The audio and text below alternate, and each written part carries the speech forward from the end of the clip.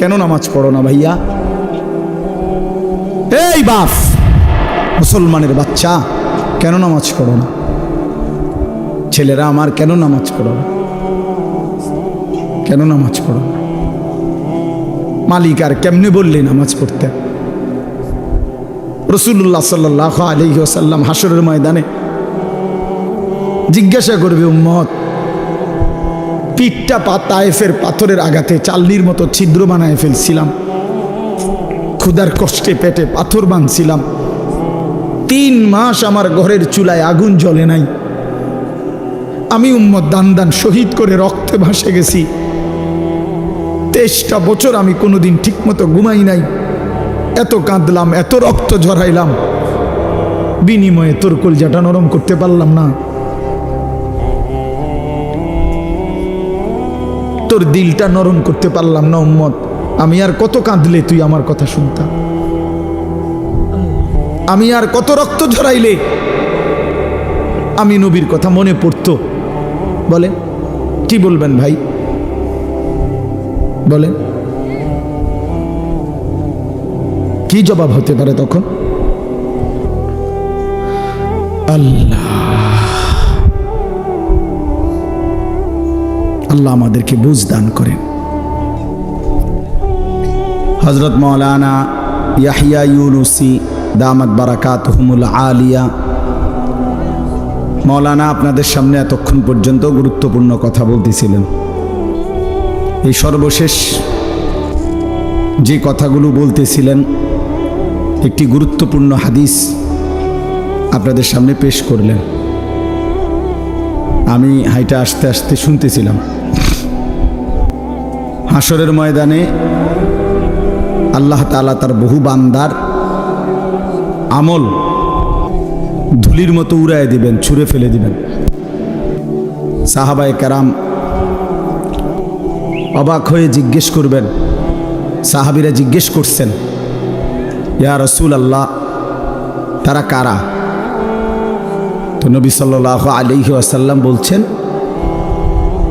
প্রকাশ্যে তো তারা তোমাদেরই ভাই, তোমাদের সাথেই নেক আমল করত, কিন্তু যখন একাকী গোপনে, ওয়ালাকিন ইদা খালাউ বিমাহারিমিল্লাহ ইনতাহাকুহা, একাকী যখন কোনো গুনাহ, নাফরমানি, হারাম কাজ করার সুযোগ পেত, তো একাকী হওয়ার কারণে করে ফেলত। মনে মনে ভাবতো যে কেউ দেখে না, কেউ শুনে নাই, কেউ দেখে নাই, রাতের অন্ধকার, গোপন জায়গা, একাকী। তো এই কারণে আল্লাহর নাফরমানি করত। আর মানুষের সামনে বেশভূষা ধরত বুজুর্গি, মানুষের সামনে একদম ফরহেজগার, একাকী আল্লাহর নাফরমান। তো রাসূলুল্লাহ সাল্লাল্লাহু আলাইহি ওয়াসাল্লাম বলেন, এমন ব্যক্তির আমলগুলো আল্লাহ তাআলা ছুঁড়ে মারবেন, ধুলির মতো উড়িয়ে দেবেন। এটা মাওলানা বলতেছিলেন আপনাদেরকে। এজন্য এটা মনে রাখা চাই, মুসলমান মানে এই কথা দিলের মধ্যে ইয়াকিন রাখতে হবে। 24 ঘন্টা হার হালাতে, সকল অবস্থায় আল্লাহ আমাকে দেখে। কি বলেন? আল্লাহ আমাকে দেখে। আলাম ইয়ালাম বিআন্নাল্লাহা ইয়ারা, আল্লাহ তাআলা বলে, বান্দা তুমি কি জানো আমি কিন্তু সারাক্ষণ তোমাকে দেখি, সারাক্ষণ, রাতেও দিনেও, অন্ধকার অমাবস্যার রাতেও, পূর্ণিমার চাঁদের আলোর নিচেও, একাকীও, গোপনেও, প্রকাশ্যেও, সর্বাবস্থায় আমরা আল্লাহ তাআলার ইহাতা, আল্লাহ তাআলার বেষ্টনীর বাহিরে যাওয়ার কোনো সুযোগ আমাদের নাই। কোরআন শরীফে আছে, আল্লাহ তাআলা বলেন, ইয়া মা'শারাল জিন্নি ওয়াল ইনস ইন ইসতাতা'তুম আন তানফুযু মিন আকতারিস সামাওয়াতি ওয়াল আরদ ফানফুযু। সূরা আর রহমানের মধ্যে আছে। আল্লাহ তাআলা বলেন, হে জিন এবং মানুষ, যদি নাফরমানি করতেই মন চায় তো আমি আল্লাহর আসমানের সীমানা, জমিনের সীমানা ছেড়ে দাও, আমার সীমানার থেকে বেরিয়ে পড়ো, দেখো পারো কিনা। আল্লাহ তাআলা বলে, লা তানফুজুন ইল্লা বিসুলতান, আমি ক্ষমতা না দিলে কেউই নিজের যোগ্যতায় নিজের ক্ষমতায় আমার সীমানা পার হইতে পারবে না। বুঝেন নাই? পারবে? আমরা আসলে পারমু না। এভাবে বহু আয়াতের মধ্যে আল্লাহ তাআলা কোরআনুল কারীমে কথা বারবার বলছে, বান্দা তুমি আমার বেষ্টনীর ভিতরে, লাকাদ আহসাহুম ওয়া আদ্দাহুম আদ্দা। আল্লাহ তাআলা বলেন আমি বান্দাকে বেষ্টন করে আছি এবং তার পুরা জিন্দেগি গুনে গুনে রাখছি, গুনে গুনে রাখতেছি। একটা জাররা, একটা হিসাব বাদ যাবে না, বাদ যাবে না।